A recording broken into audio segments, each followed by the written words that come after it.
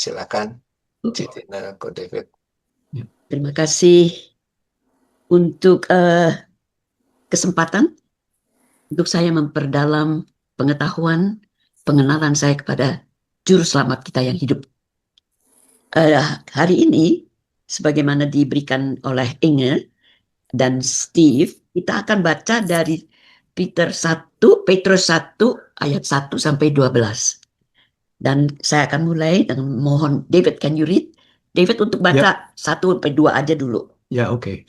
Jadi pembacaan kita pada hari ini adalah surat Petrus yang pertama, dan ayat yang akan saya bacakan adalah ayat 1 dan 2, kemudian boleh diteruskan oleh yang lain. Terima kasih.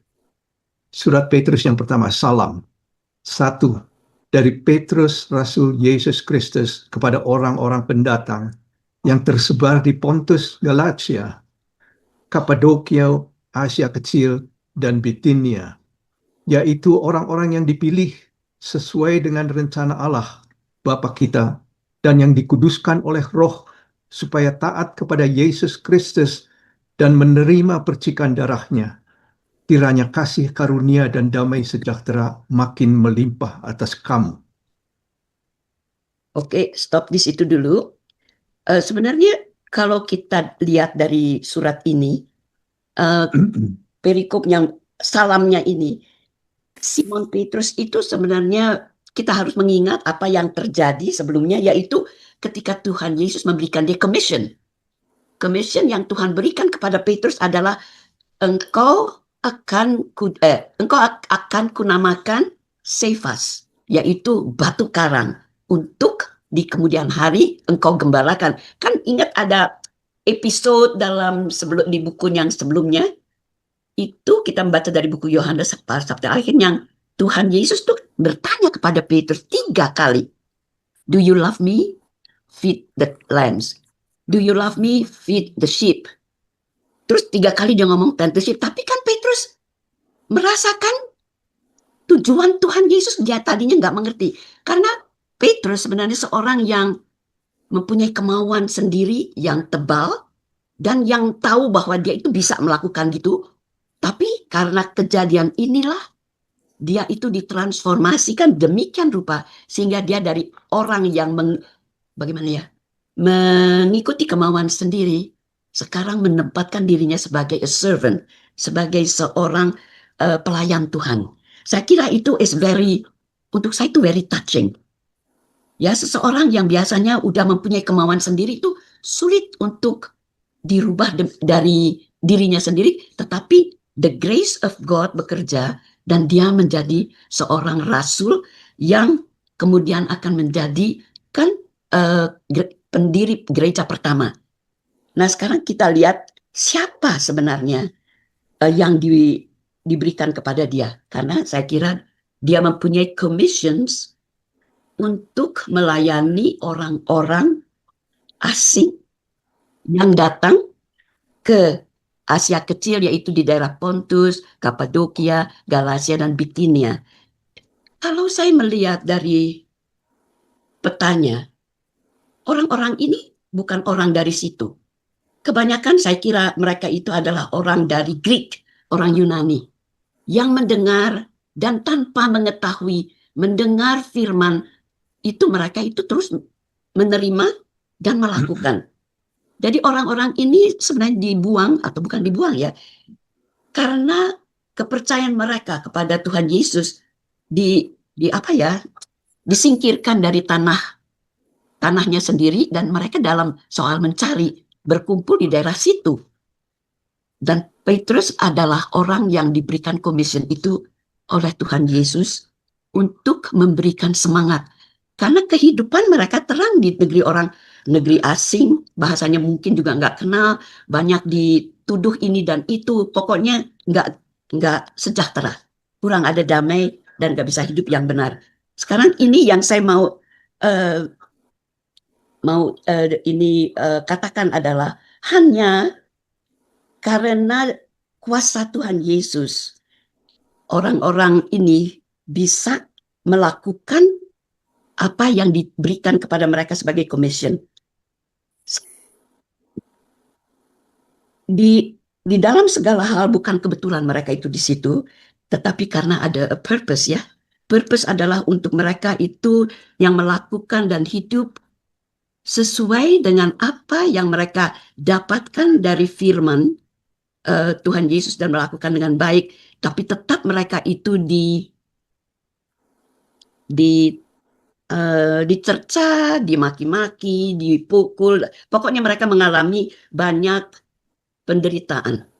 Jadi surat Petrus inilah yang memberikan mereka semangat, dan itu yang akan kita bicarakan pada pagi hari ini. Salah satu hal yang saya mau sebutkan di dalam surat ini yang begitu indah menurut saya adalah bahwa Tuhan Yesus, sebagaimana tadi Ko Ahok bilang, Tuhan Yesus tidak memandang latar belakang kita, tidak memandang agama kita. Tidak. Tuhan Yesus is for everybody. He is a universal God. Tetapi sudah diramalkan orang-orang yang ditentukan oleh Tuhan Yesus. They are chosen people. Jadi mereka anak-anak Tuhan yang melakukan pekerjaan Tuhan Yesus adalah orang-orang yang terpilih.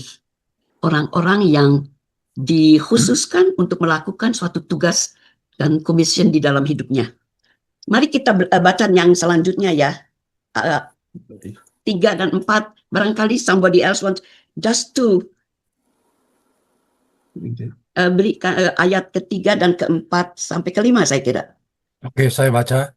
Terpujilah Allah dan Bapa Tuhan kita Yesus Kristus, yang karena rahmat-Nya yang besar telah melahirkan kita kembali oleh kebangkitan Yesus Kristus dan antara orang mati, kepada suatu hidup yang penuh pengharapan. 4. Untuk menerima suatu bagian yang tidak dapat binasa, yang tidak dapat cemar, dan yang tidak dapat layu, yang tersimpan di sorga bagi kamu. Ya, saya melihat di dalam hal ini adalah hal-hal yang berbeda dengan dunia. Saya kira dalam surat ini Petrus itu memberikan semangat kepada orang-orang ini mengenai bagaimana mendalami the spiritual life, bukan what the world has to offer ya. Karena divine power has given unto us all things that pertains unto life and godliness, the knowledge of Him that has called us to glory and virtue. Dalam perkataan virtue itu kita harus mengetahui apa sebenarnya is virtue dalam spiritual life.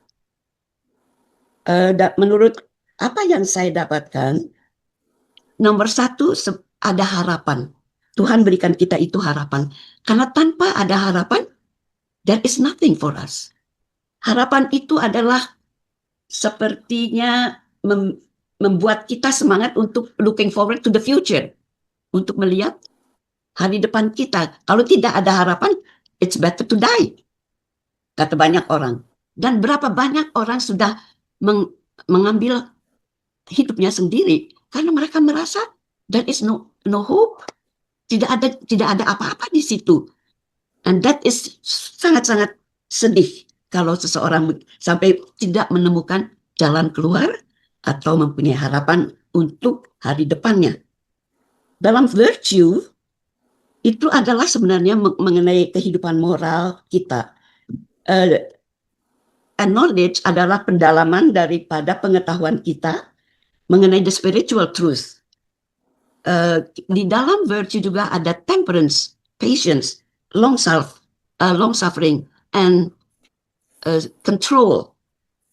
And there is patience, godliness. Itu ada yang disebutkan di dalam buku Galatia itu 6, the fruits of the spirit. Itu adalah hal yang diberikan oleh Petrus untuk diperdalam oleh anak-anak Tuhan yang sudah terpilih tadi untuk mendapatkan kemuliaan di kemudian hari pada saat mereka itu bertemu kembali dengan Tuhan Yesus. Kita sebenarnya di dalam kehidupan kita, seperti apa yang disebut di dalam 1 Petrus 1 ayat ketiga, kita itu mempunyai living hope. Karena kita dilahirkan kembali melalui kebangkitan Tuhan Yesus, dan kita diberikan living hope itu. Sekarang kita dari living hope itu juga mendapatkan inheritance, barisan yang kekal yang belum kita dapat lihat, karena dalam keadaan sehari-hari kan kita setiap hari mendapatkan challenges, mendapatkan banyak ujian, kendala, problem segala macam. Sebenarnya kalau dipikir-pikir, kalau kita memfokuskan pikiran dan perasaan kita hanya dalam hal-hal apa yang sekarang, kita itu nggak akan melihat jalan keluar.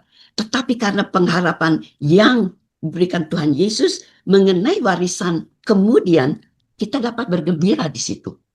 Karena ada sesuatu yang dapat membawa kita pada suatu kemenangan yang belum kita lihat.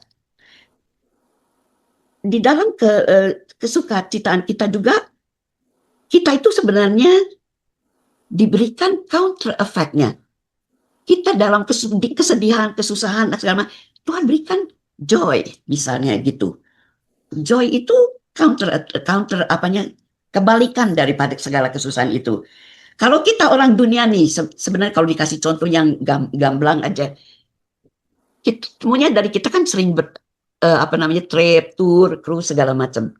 Seperti tadi Tia bilang, wah ini cruise udah nggak bisa di-cancel, ini tiketnya begini, mengalami. Jadi kalau kita udah mempunyai rencana dan rencana itu dapat dijalankan, kita di sini kan suka biasanya misalnya, kenapa kok seat yang saya udah di book di kapal terbang, kok nggak dikasih ke saya, tapi dikasihin ke orang lain? Kan kesel. Ya toh kita bisa misu-misu, tetapi mungkin nggak ada persoalan di situ. Kita sebagai anak Tuhan terima saja. Tetapi kalau kita nggak kenal Tuhan, kita bisa ngomel-ngomel, bisa marah. Jadi on earth, value atau nilai dunia itu dengan nilai kerajaan Tuhan sungguh bertolak belakang. Lalu saya juga mendapatkan dari ayat ini adalah kita mempunyai protection dari Tuhan. Karena kenapa? Karena kalau kita sedang lemah, Tuhan bisa protect kita dengan memberikan kekuatan kepada kita. Kalau ada sesuatu yang tidak benar dalam kehidupan kita, Tuhan bisa mengarahkan kita untuk mencari kebenarannya. Di dalam segala hal, Dia adalah jawaban yang sebenarnya kita harus cari dan fokus, yang sering kita tidak lakukan. Di dunia ini juga banyak argumen ya antara kita, ada pertikaian, ada war, apalagi sekarang kita dengar banyak sekali war. Dipikir-pikir segala apa, kita itu hidup di bumi ini mengalami sekian banyak itu, pasti ada tujuan Tuhan, yaitu untuk to make us grow in our dependence, di dalam dependence, ketergantungan kita kepada Tuhan. Karena Tuhan yang kenal kita tahu bahwa kita itu kalau hidup sesuai dengan norma-norma hukum yang diberikan oleh dunia ini, kita tidak akan dapat bisa melakukannya. Dan dalam segala hal, the power of God is always with us, ya. Itu adalah salah satu karunia yang Tuhan juga berikan. Dan yang lain yang saya juga mau katakan is, apa yang Tuhan sudah sediakan untuk kita adalah sesuatu hari depan yang tidak kita bisa bayangkan, because we are not there yet. Tapi Tuhan sudah melihat keadaan kita dari sebelum bumi ini dijadikan sampai pada saat kita nanti pulang ke rumah Tuhan kembali. Jadi di dalam segala hal, saya kira kita itu harus menerima karena kehidupan kita itu seperti what is ahead of us, our future is it's like a mystery. We don't know. But through all the hardship, through the atrocities that we are experiencing, through the tests, to the mistreatment, we just have to learn to trust God and accept. Terus saya mau meneruskan kepada ayat-ayat berikutnya, yaitu ayat 5, 6, 7, dan 8. Saya minta seorang yang untuk baca itu.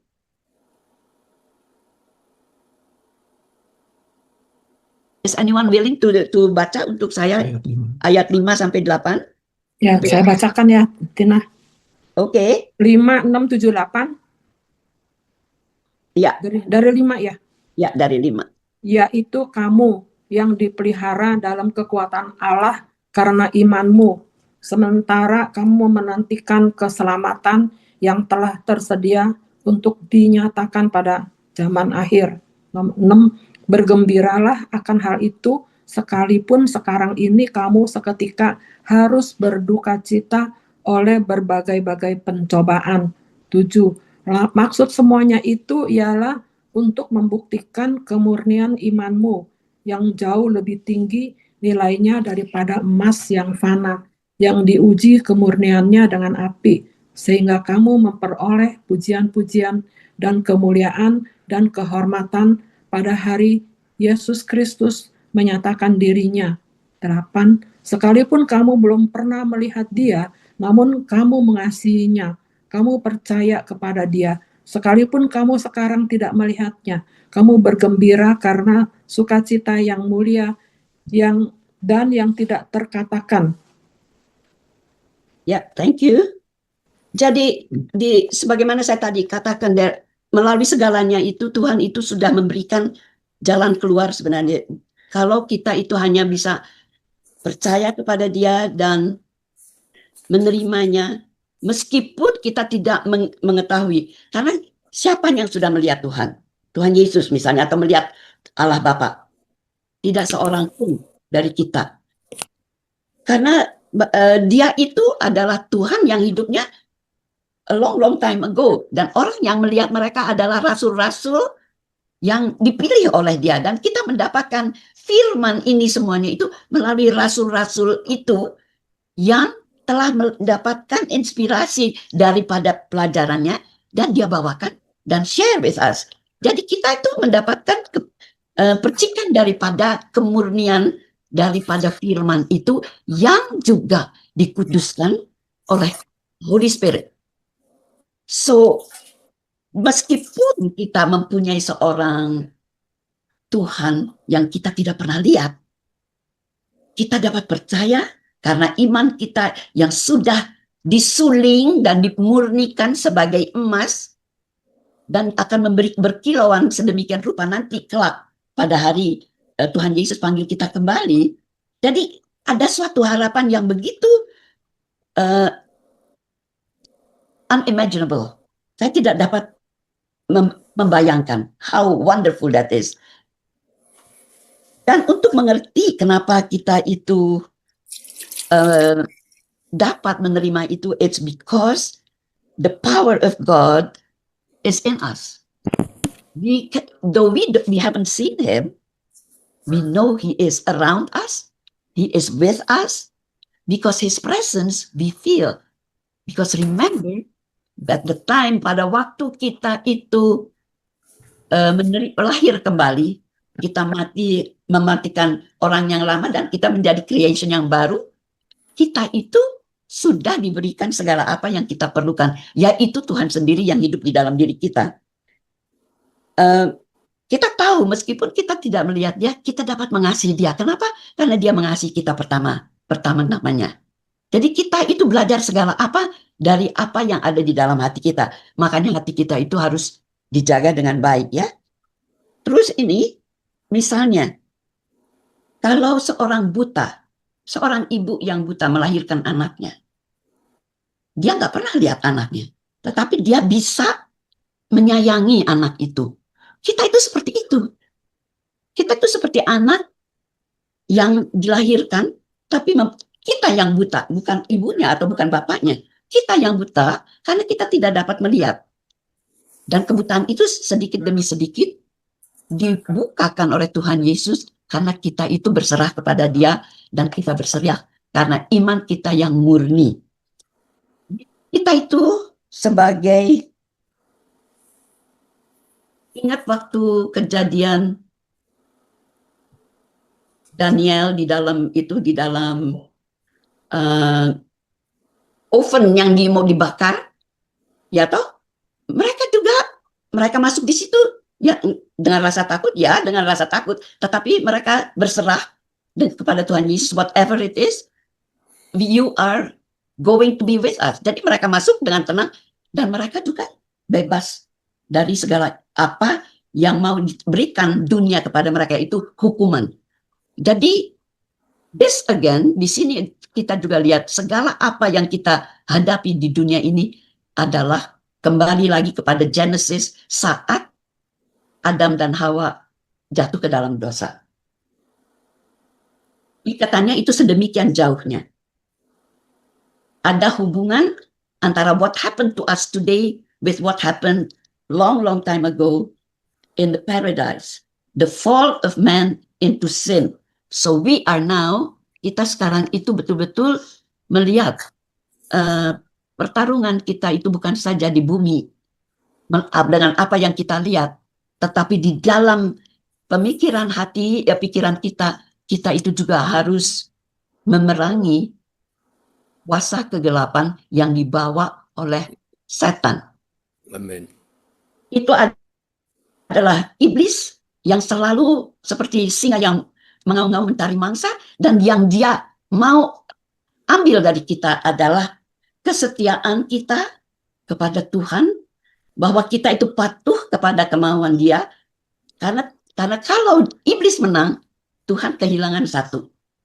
Tetapi kita sebagai anak-anak Tuhan yang sudah memberikan hati dan iman kita kepada Tuhan Yesus, kita itu harus memerangi dia dengan truth, dengan kebenaran melalui firman dan attitude kita, ya. Terus kita juga mau sedikit lagi, saya nggak komplit semuanya ini, terlalu banyak yang mau ngomongin. Saya minta seseorang membaca yang selanjutnya deh, 9 dan 10. 11 dan 10. Sampai 10 dan 11 deh. 11 terakhir. Ya, 10, 11, 12. Ya, I think that's all ya yang harus saya katakan. Ya. Ya. And can anyone? Alex barangkali? 9, mulai dari 9. Oh, dari 9. Mulai dari 9 ya. Nih, Ya, oke. 9. Antisipasi di masa lalu. Oh, Ini ada nih. saya baca ya. Ya. Ayat 9, 1 Petrus 1 ayat 9. Karena kamu telah mencapai tujuan imanmu, yaitu keselamatan jiwamu. Ayat 10, antisipasi di masa lalu. Keselamatan itulah yang diselidiki dan diteliti oleh nabi-nabi yang telah bernubuat tentang kasih karunia yang diuntukkan bagimu. Ayat 11, dan mereka meneliti saat yang mana dan yang bagaimana yang dimaksudkan oleh Roh Kristus yang ada di dalam mereka, yaitu Roh yang sebelumnya memberi kesaksian tentang segala penderitaan yang akan menimpa Kristus dan tentang segala kemuliaan yang menyusul sesudah itu. 12, kepada mereka telah dinyatakan bahwa mereka bukan melayani diri mereka sendiri, tetapi melayani kamu dengan segala sesuatu yang telah diberitakan sekarang kepada kamu dengan perantaraan mereka, yang oleh Roh Kudus yang diutus dari sorga menyampaikan berita Injil kepada kamu, yaitu hal-hal yang ingin diketahui oleh malaikat-malaikat.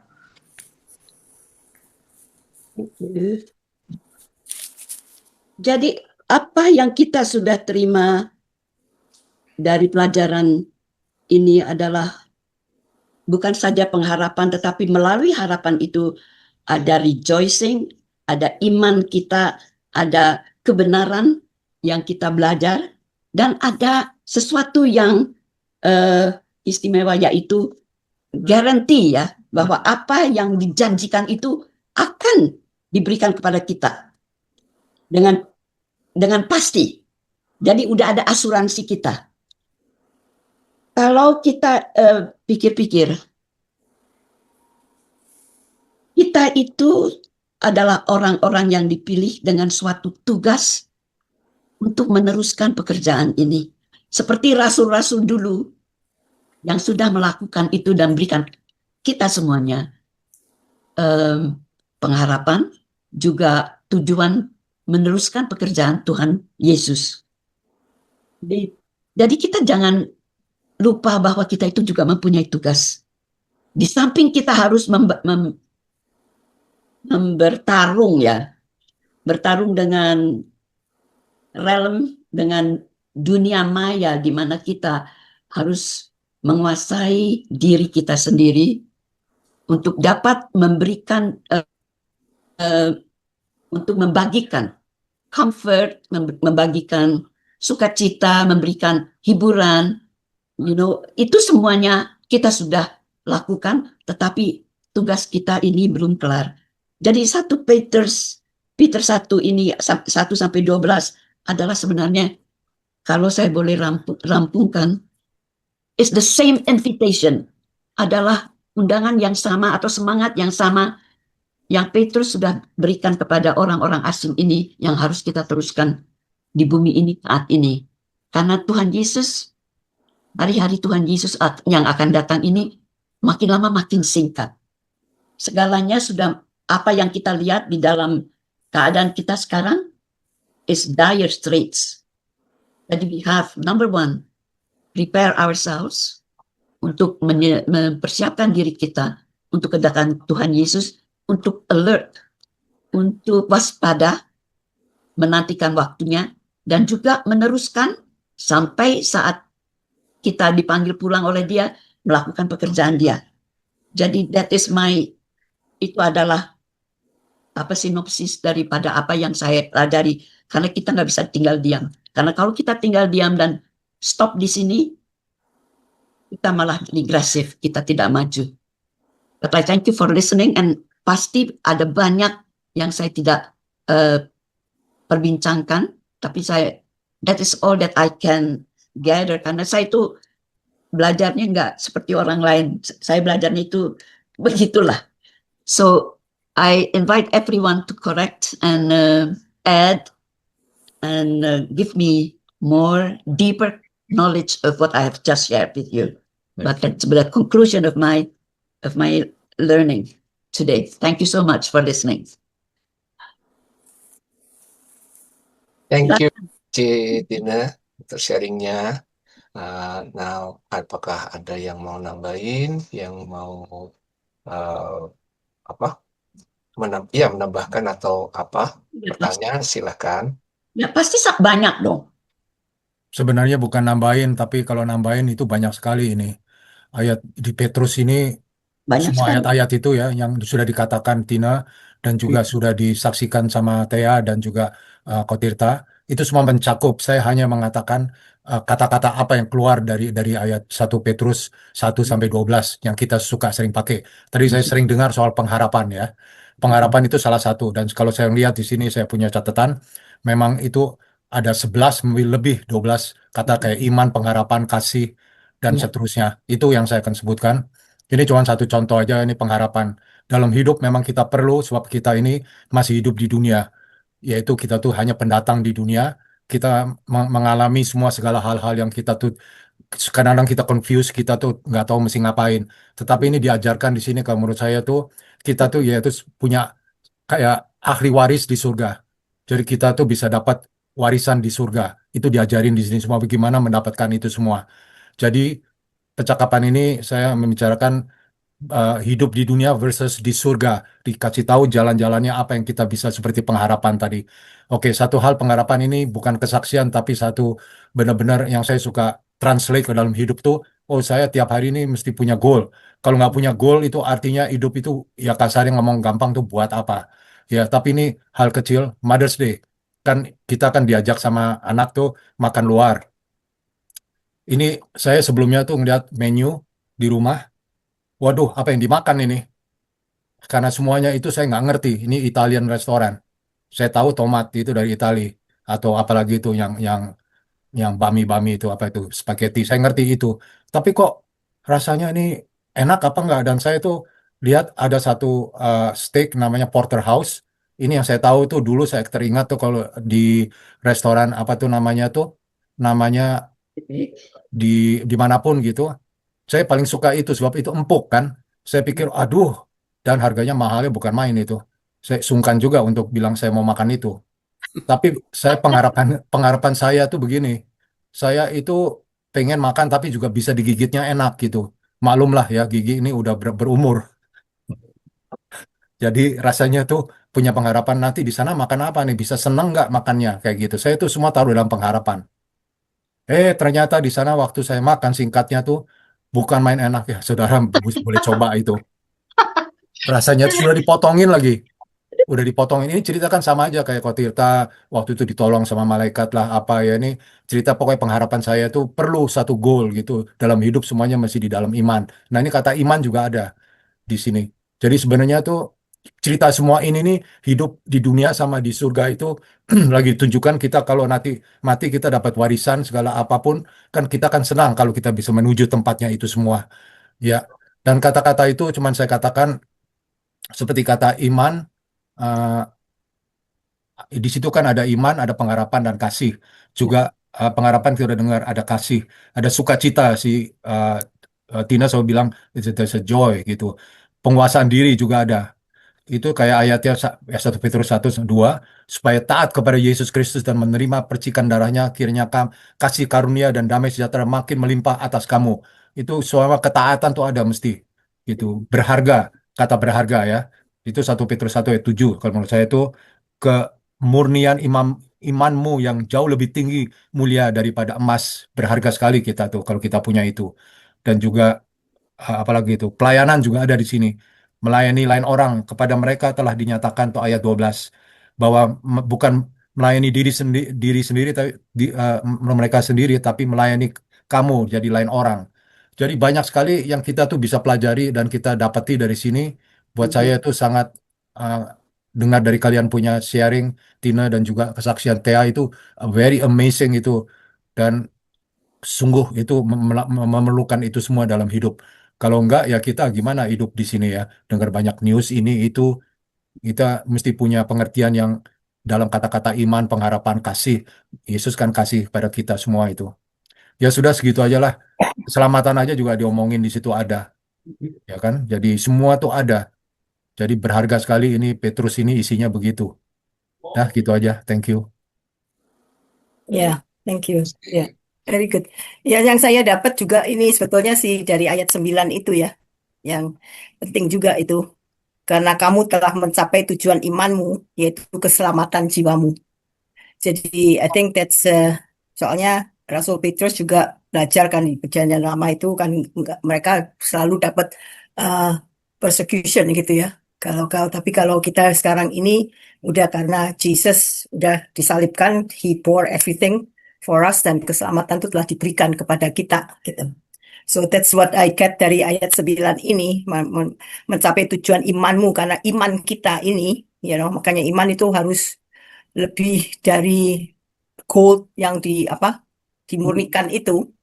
Jadi itu keselamatan jiwamu itu di situ. I don't know, that's what I get dari situ juga dari ayat 9 itu it hits me gitu. So keselamatan telah diberikan. Dan of course dari semuanya itu on top of that gitu. That's good, Tina. Thank you. Ya, saya sedikit mau tanya itu. Ya, kita orang tidak pernah satu orang pun yang pernah melihat Allah Bapa ya. Kita tahu Allah Bapa adalah Roh yang mulia, yang kudus, ajaib. Tapi saya tadi buka di Yohanes 14 ayat 9, salah satu murid Yesus yang rasul yang pertama itu yang bernama Filipus, dia tanya Tuhan Yesus, tunjukkanlah Bapa itu kepada kami. Terus Yesus jawab. Ini di Yohanes 14 ayat 9. Kata Yesus kepadanya, telah sekian lama aku bersama-sama kamu, Filipus, namun engkau tidak mengenal aku. Barang siapa telah melihat aku, ia telah melihat Bapa. Ya, enggak, saya cuma bayangin apakah kita boleh bayangin Bapa Allah yang kudus itu apa ya, dalam doa kita bayang Tuhan Yesus itu adalah Allah gitu. Kira-kira. Iya, emang iya. Memang Pertanyaannya apa? itu Pertanyaannya apa? di waktu di buku John itu, itu dia bilang begitu. Kalau engkau dapat melihat aku, dan aku sudah lama diam di bumi ini dan engkau sudah bersama dengan aku. Kalau engkau melihat aku, engkau juga melihat Bapakku. Oh iya. Right? Jadi dia adalah Bapa, dia adalah anak, dan dia adalah iya, begitulah. Karena dia kan mempunyai 3 fungsi. Iya betul. Ya. Nggak tahu, tanyain Enge, Pak Pastor Liu tuh atau Sundio, and Ronnie. Come on, you guys, say something. Thank you. Ya. Jawabannya panjang. Allah menerangkan Allah Tritunggal itu. Oh iya. Saya dulu pernah omong begini, kalau menjelasin Allah Tritunggal yang paling simple itu adalah kita melihat, misalnya siapa nih, kalau kita sama anak kita, dia kan taunya saya ini sebagai papa gitu kan. Kalau anak kita manggil kita papa gitu. Tapi kalau kita misalnya di tempat kerjaan, mungkin orang lain bakal lihat kita sebagai gimana ya?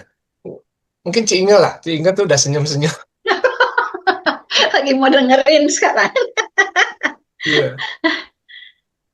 Ya, kalau saya lihat tuh Bapak itu, kalau mau ngomong tentang Trinity ya, Tritunggal, Tuhan itu yang Maha Tahu, Yesus itu yang menyelamatkan, dan Roh Kudus itu yang menguduskan. Itu kan kita ngelihat di tadi ayat 2 ya, yaitu orang-orang yang dipilih sesuai dengan rencana Allah. Jadi Allah tuh yang tahu, yang merencanakan Bapak kita, yang dikuduskan oleh Roh. Jadi Roh itu yang menguduskan supaya taat kepada Yesus Kristus dan menerima percikan darahnya. Jadi Yesus itu yang menyelamatkan kita. Kalau kita lagi mau ngomong Tritunggal ya, ini di satu ayat itu dijelaskannya tuh, kalau kita ngambil dari 1 Petrus 1 ayat 2 itu di situ ya. Saya cuma juga mau nambahin, tadi saya senang sekali Tina mengingatkan kembali apa itu topik kita yang lalu tentang Petrus didelegasikan pelayanan dari Tuhan. Yang saya waktu itu saya di situ kan sebelum Tuhan mendelegasikan pelayanan kepada Petrus, pertanyaan dia kan cuma satu, apakah engkau mengasihi aku? Jadi di situ kita melihat bahwa motivasi yang terutama kita melayani Tuhan, kita menerima Tuhan semua adalah kasih kita kepada Tuhan. Amen. Itu motivasi yang pertama. Jadi makanya kita semua, nggak tahu ya semua ya, tapi saya very against prosperity gospel. Sebabnya banyak orang mau melayani Tuhan, mau apa supaya dapat berkatnya Tuhan. Itu kan prosperity gospel kan. Kamu mau berkat ya kamu terima Tuhan, kamu nyumbang, kamu ini, makanya nanti kamu bisa jadi prosper. Jadi kelihatannya bahwa mereka itu akhirnya jadinya motivasi mereka berbuat itu untuk mendapatkan prosperity. Tapi sebetulnya motivasi kita tuh hanya love kepada Tuhan. Makanya itu sampai 3 kali Yesus menanyakan pertanyaan yang sama ya. Apakah engkau mengasihi aku ya? Itu udah. Sekarang saya ngelihat ini tadi yang Tina juga bilang 345. Emang Tina sudah ngomongin bahwa dengan kita lahir baru itu ada 3 benefitnya. Ya, dari 3 itu ayat 3 yang pertama suatu hidup penuh pengharapan. Jadi sekarang dengan kita lahir baru, sekarang ini kita dapat penuh pengharapan. Sekarang yang keempat, kita menerima bagian yang tidak dapat binasa yang tersimpan di sorga. Jadi kelak, sorga itu kita bakal ke surga, keselamatan yang abadi, hidup abadi.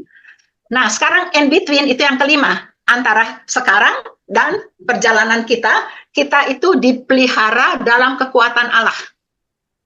Ya, jadi yang sekarang pengharapan, nanti sorga, tetapi sekarang pun kita dipelihara dalam kekuatan Allah. Itu 3 hal yang saya ngelihat dengan lahir baru benefitnya. Nah, lantas bilang di sini bergembiralah akan hal itu sekalipun sekarang berbagai-bagai pencobaan. Tadi Tina juga bilang penganiayaan. Emang sebetulnya waktu si Petrus nulis itu lagi penganiayaan yang very hebat ya, yang ya kalau sekalian sudah dengar tentang Nero itu semua itu, jadi sebelum tahun 70 itu kan yang bait suci dibakar, makanya semua pada lari, makanya orang Jewish ada di mana-mana. Tapi sebelumnya itu kan yang Nero bakar kota Yerusalem, sebabnya dia lagi minta apa dari Kongres, nggak dikasih, dia bakar supaya dikasih, tapi dia orangnya gitu, dia bilang yang bakar itu orang Yahudi, makanya di situ Yahudi yang kita lihat martir, nggak karu-karuan ya. Nah, saya ngeliat ini bergembiralah akan hal itu, sebab kita ngelihat sebetulnya satu-satunya jalan kita bisa mengalami transformasi itu hanya melalui penganiayaan atau kesengsaraan. Jadi kita ngelihat kalau di sini di tadi 1:6 dibilang bergembiralah, itu semuanya untuk kemurnian imanmu, ya kan? Jadi hasilnya untuk kemurnian. Sekarang di Yakobus 1 ayat 2 juga dibilang nggak bergembira, tapi anggaplah sebagai suatu kebahagiaan jika engkau jatuh ke berbagai pencobaan, itu yang di situ dibilang menghasilkan ketekunan dan jadi maturity, dewasa, matang, sempurna. Ini lebih mengatakan tentang karakter, ya kalau dewasa. Kelima, Roma 5 ayat 2 juga kita harus, ini ayat 3-nya, kita harus bermegah dalam kesengsaraan, sebab kesengsaraan menimbulkan ketekunan, tahan uji, lantas pengharapan. Jadi kita ngelihat ini Paulus nulis apa itu di Roma 5 itu ketekunan. Petrus nulis di Petrus bergembira sebab apa itu imannya jadi murni. Lantas Yakobus nulis kebahagiaan supaya kita menjadi dewasa. Jadi emang itu ya saya cuma apa itu kalau kalian mau baca, dan itu pun sebetulnya dari perjanjian lama pun juga Tuhan emang udah bilang kayak Yesaya 48 ayat 10. Sesungguhnya aku memurnikan engkau, namun bukan seperti perak, tapi aku telah menguji engkau dalam dapur kesengsaraan. Betul. Ya. Lantas di Mazmur 68 ayat 10, engkau menguji kami, memurnikan kami seperti memurnikan perak, membawa kami ke dalam jaring, mengenakan beban, dan seterusnya. Jadi emang kita kalau melihat ada penganiayaan, pencobaan, kesengsaraan, itu kita harus menjalaninya. Jangan kita tuh doa sama Tuhan, Tuhan lepas, jangan saya nggak mau lewat itu, saya mau apa, tapi kita harus lewat dan di sana kita jadi menang. Jadi kita teruji dan menjadi lebih dewasa dan lebih murni. Ini ada tiga poin yang bagus soal kata-kata apa itu iman, pengharapan, dan kasih. Pertama, iman mendasarkan diri kepada karya penebusan Tuhan bagi umatnya di kayu salib dan kebangkitannya dan maut dari maut. Itu iman mendasarkannya dari di situ. Kalau pengharapan memampukan kita melihat ke depan kepada janji surgawi.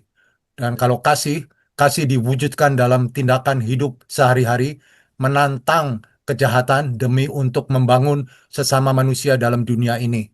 Itu kasih. Jadi melalui itu 3 hal kita tuh belajar yang sangat dalam sih. Makanya saya senang Petrus ya. Petrus itu sebab dia nelayan ya, bukan ahli Taurat. Bahasanya lebih gampang buat kita ngertiin. Kalau ini buat saya ya.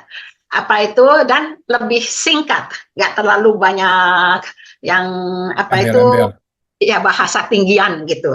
Jadi lebih buat kita yang layman ibaratnya.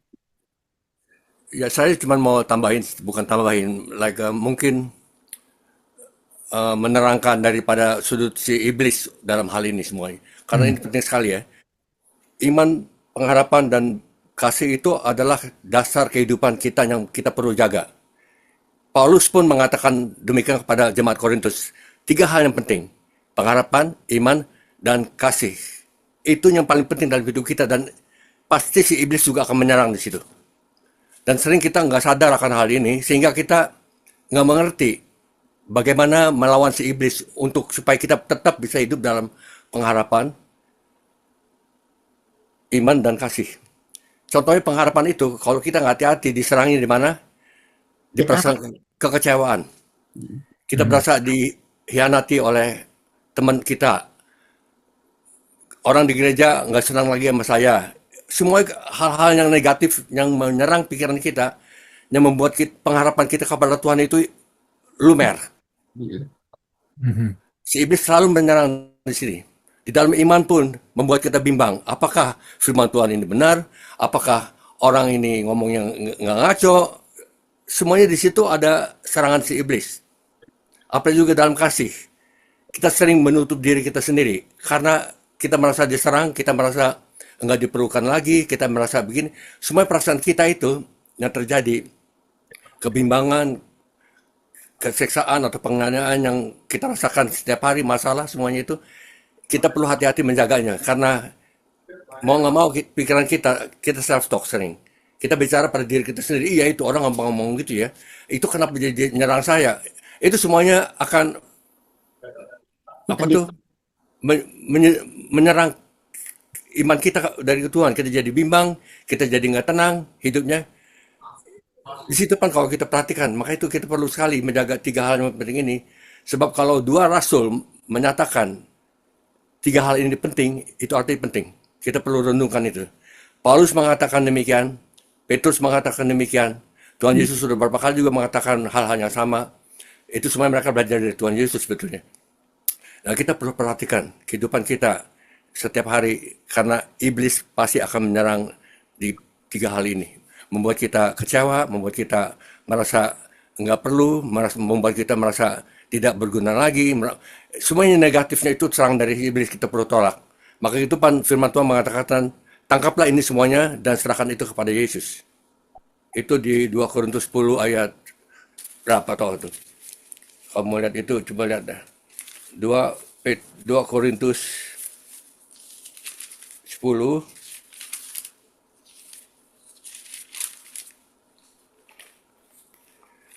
ayat 5. Kami mematahkan setiap siasat orang dan merubuhkan setiap kubu yang dibangun oleh keangkuhan manusia untuk menentang pengenalan akan Allah. Kami menawan segala pikiran dan menaklukkannya kepada siapa? Kristus. Ini kita perlu setiap kali, setiap hari dalam kehidupan kita. Be aware. Si iblis itu akan selalu menyerang di sini. Itu aja yang mau saya tambahkan tadi, udah bagus sekali Tina menerangkannya secara detail apa yang kita perlu tahu dari 1 Petrus 1 ini. Amin. Thank you so much, Cik Tina, Ko David, semua. Ini sudah 12.30. Ini hari mungkin nggak ada exercise ya? Begini, exercise itu si Susi masih nggak bisa karena dia sudah oke, cuman dia sakit terus, jadi semua nggak bisa bergerak badannya gitu. Jadi tadinya kita pikir mau pakai video, tapi mungkin kita tunggu dia aja sampai dia sehat, sampai kuat gitu, baru dia aja yang pimpin, daripada ya terserah, tapi menurut kita sih mungkin nunggu dia aja gitu. Oke, kita tunggu aja ya. Ya sampai dia kembali mampu lagi gitu. Ya, itu aja. Jadi nggak ada exercise. Saya cuma mau bilang congratulations, itu PR-nya. Ya. Iya. Iya.